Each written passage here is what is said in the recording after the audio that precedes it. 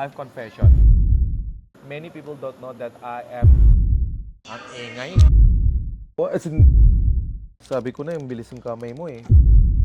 Turbulence, grabe.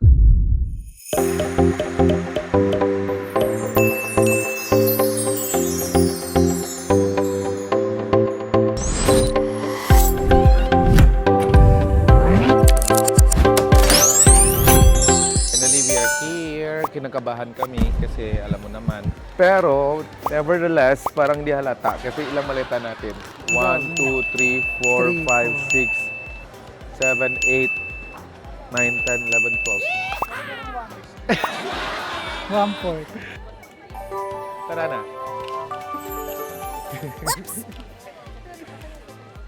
It's okay, no ba?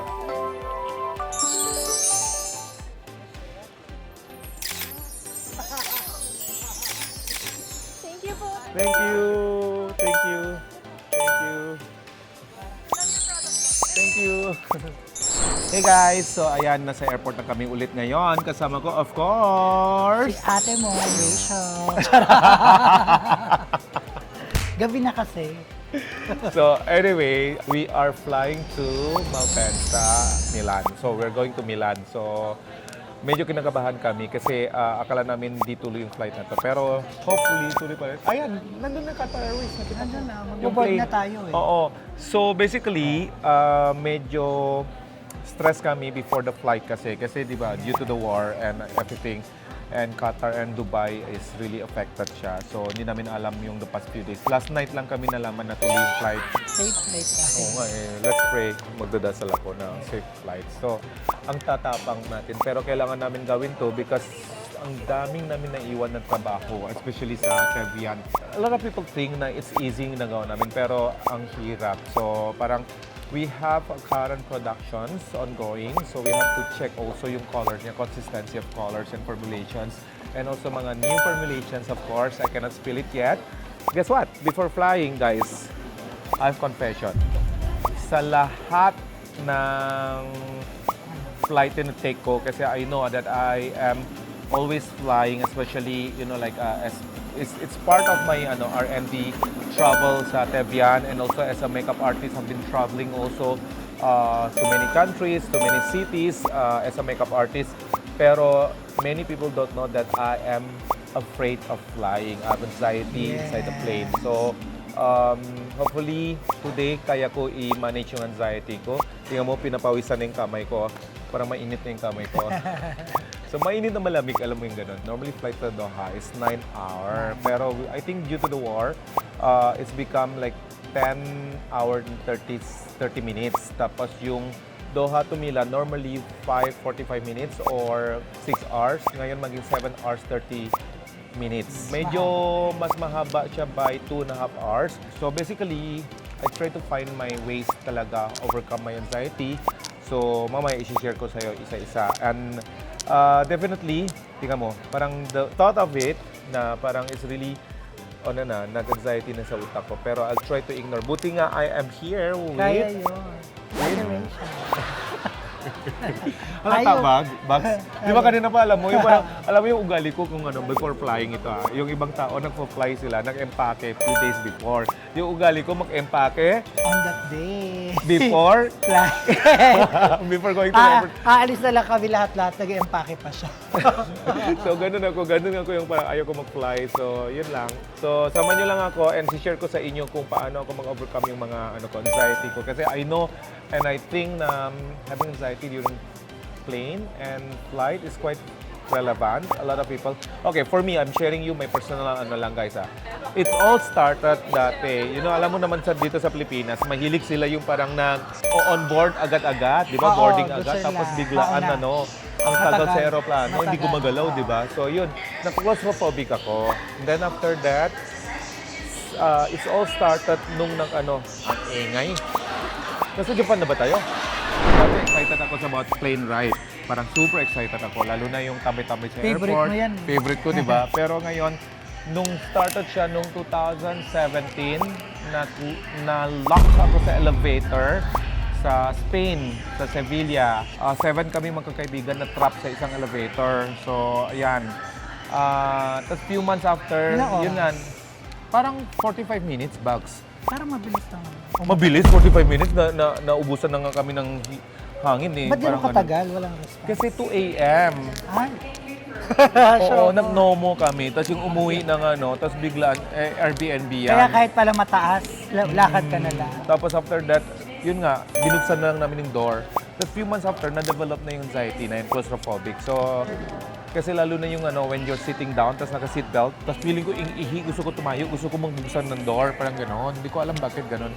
Pero, through the years, I was able to try to, overcome iba-iba paraan. Kasi minsan yung mga paraan na yan, na overcome ko with that paraan, tapos biglaan hindi na siya gumagana. Tapos I have to find ways na naman to yun So, lang. dala mo yung mga makapangyarihang pangmatanda. Dala ko lahat yung mga gamot-gamot ko dito. So, as you can see, normally sa airport, dito lang yung fit ko, oversized, loose pants.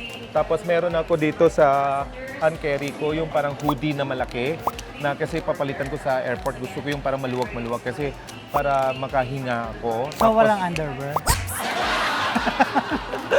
Try ko mamaya. Para Mga hinga talaga. Tapos yung sapatos, tanggalin ko, palitan ko yung chinelas, I have everything here na. Tapos yung mga gamot ko, yung mga meds na for anti-anxiety, parang to calm me, tapos yung mga essential oils. Tip number 1, dapat komportable yung yung damit nyo. Tapos hindi pwede yung super sikip lahat, mahirapan kayo huminga. Tip number 2, kasama mo yung mga masasayang tao para positivity lang lagi.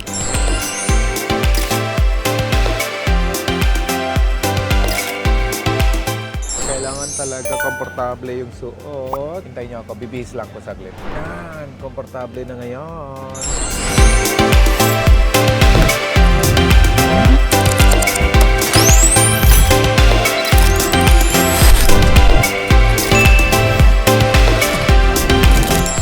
Kumusta tulog niyo? Okay naman. Maano lang. Turbulence. Oo nga, ang lakas ng turbulence kanina. No? Malakas. Once nakasakay ako, nakagamot na, I took my medicine, Tulog ka. pangpakalma ko. So yung ginawa ko kanina, soup lang, sweet corn lang. Tapos nag-order ako ng chicken biryani kasi favorite ko sa kanila lagi chicken biryani nila. Yung sa airline. Tinigman ko lang. Wala parang ako. natakot ako. Tulog ako. Tapos tulog ako. Kasi tulog ako, tapos nag-turbulence, grabe, kanina. Yung gumanon ako, hindi, yung review mo yung, yan, insert nyo yung yung video, yung Coke, yung baso ng Coke ko, gumaganon-ganon, no? Tapos inisip ko na lang na parang takot ako matulog kasi chinek ko yung map yung flight map. Ayan. Indot ka kasi na indot ako ano-ano. Hindi, chinek ko yung flight Oo, map. diredo ako. So, ayaw ko muna matulog. So, umorder ako ng cheese platter. Tapos, meron din yan pang B-roll editor. May cheese platter dyan. Pero alam mo, itong gusto ko sabihin sa inyo, yung sa akin, yung pinaka-anxiety ko, hindi on top, sa totoo lang. Hindi Pag sa nasa uga. taas, wala na. Sa Yung baba pa anxiety lang. ko when I lose control, yung unang sakay, claustro, yung ganon. Tapos yung naka-seatbelt, bawal gumalaw. In short, di ka kasi mapakali. Gusto mo galaw ka ng galaw. Eh, nang uga-uga na yun, yung nagising na ako, nakita ko to, nakahiga na siya, naka-blindfold pa siya, nakakumot pa siya. Tulog. Sabi ko parang, ano to? Sabi ko ganun. Anyway, kinakalkal ko na yung bag ko kanina. So, ano Siyempre, nga mga gamot mo? 6. Inhaler. Mint na inhaler. Another mint, yung self-care. Favorite. Inhaler. Another inhaler. Lahat ba ng country, bumibili ka na inhaler? Hindi kasi alam mo naman, you never know. At least, hindi kasi May option ka. Kasi nabasa ko sa book kasi kung nang-anxiety ka, lahat ng senses mo talaga dapat sumasabay siya, nag-work. And then of course, Yes. tapos ito yung pang makeup pouch ko. Tapos, mouthwash. Alam mo, super effective to. Favorite ko to. And of course, Matapang. vitamins. Kailangan mo talaga na lahat na make sure na yung kailangan mo, dalin mo. Kasi you never know when you need it. Ito nga, nakakaloka kung ano yung binitbit ko dito eh. Gusto mo malaman. You never know when you need it. Puro sa sisis para mabilisan. Anti-hangover technology. Ah, Wala, inisip ko lang kung ano-ano lang. Ay, saan yung isang glasses ko, Bax? Sabi ko na yung bilis yung kamay mo eh. Alin? Yung isang glasses ko. Nasa'yo. Dalawa na Ah, dito. Diyos ko. Nakaupo. Nambibintang siya. Parang may kalimot na talaga siya. Maging kung biloba ka na daw. Ito gamot ko. Ayan, anxiety, gamot ko lahat dito sa isang pouch. Tapos, 1, Di ba dati meron ko pa Two. yung mga spray na ano? 3, 4. Nagbebenta ka ng cellphone. Ayoko lang mag-anxiety kung may nahanap. So, dali mo na. Dalhin ko na lang lahat. Okay. So, alam mo, minsan ganun lang. Oh, malinis yung bag ko, pero punong-puno ng pouch. Parang feeling ko ngayon, mas anxiety tayo lahat kung magsi-shopping tayo sa labas. Ayun talaga. Anxiety. Anxiety. Tsaka di ba, yung anxiety is parang nagkaka-block yung oxygen, yung anxiety. So parang when you're eating sa aeroplano, kung low pressure, ano siya, less activity rin. So yung mga digestive system mo, parang medyo, kaya sabi ko sa'yo, maglakat-lakat ka sa aeroplano. Legit yung pwede mo sabihin, paano ka pumunta ng Doha? Maklakat. Actually, yung airport na to, sa super lucky niya, meron silang shower, may swimming pool, may gym. Pero at the same time rin kung may anxiety, hindi pwede yung parang super exercise na lack of oxygen, lalo mag-anxiety ka. So dapat tamang facing lang. So yung tamang facing na yun, dapat lakat lang, na yung parang window shopping lang. So ibig sabihin, shopping na tayo. Ang ganda. Oh, Taray. can I see? Ay, nice. This is your Miko. Ayan. Enjoy mo yan. Oh. So, si Bugnoy, ginagaya niya na ako ngayon yung pa-hoodie-hoodie para komportable. Sila lahat actually nag-jacket-jacket. Sa bagay naman, yung merlot kasi, yung sabi ni ate, tama siya, merlot. Di ba? Kasi sa jacket, bakit di jacket? Dapat komportable yung katawan mo, komportable rin yung mind nyo.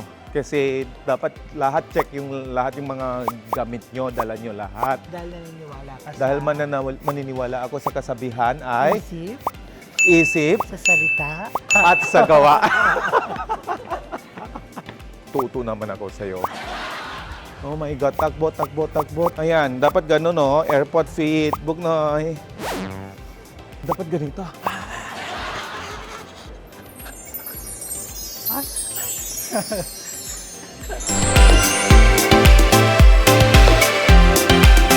So this is the second leg. It will take like 6 hours and 30 minutes yung flight na to. Sa second leg kasi mas kalmado ako.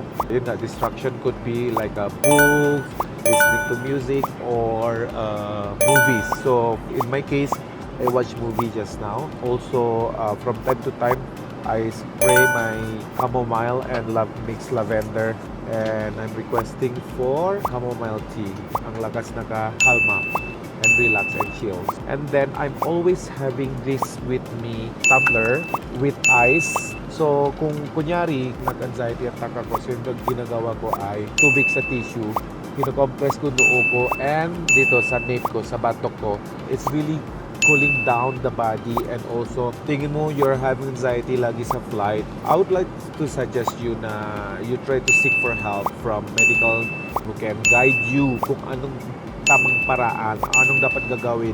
Don't self-treat yourself. Mas nakaka-add sa stress and nakaka-add sa anxiety yan. Alam nyo guys, sinishare ko lang sa inyo, not para to scare you. For those people who have the same problem with me, like having fear of flying, so you will not feel alone.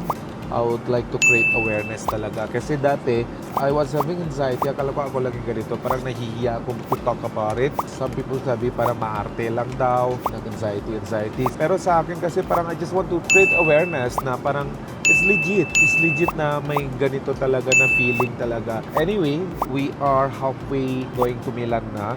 Mga about 4.5 hours pa landing sa Milan.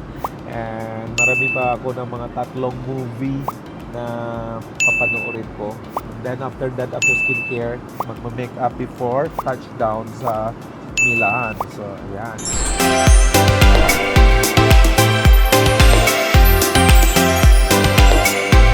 Ciao Milano! Buongiorno! Finally, after 24 hours, dito na kami sa Milan. So, ikaw, kumusta ka kanina? Ikaw? kung nakapanood na movie.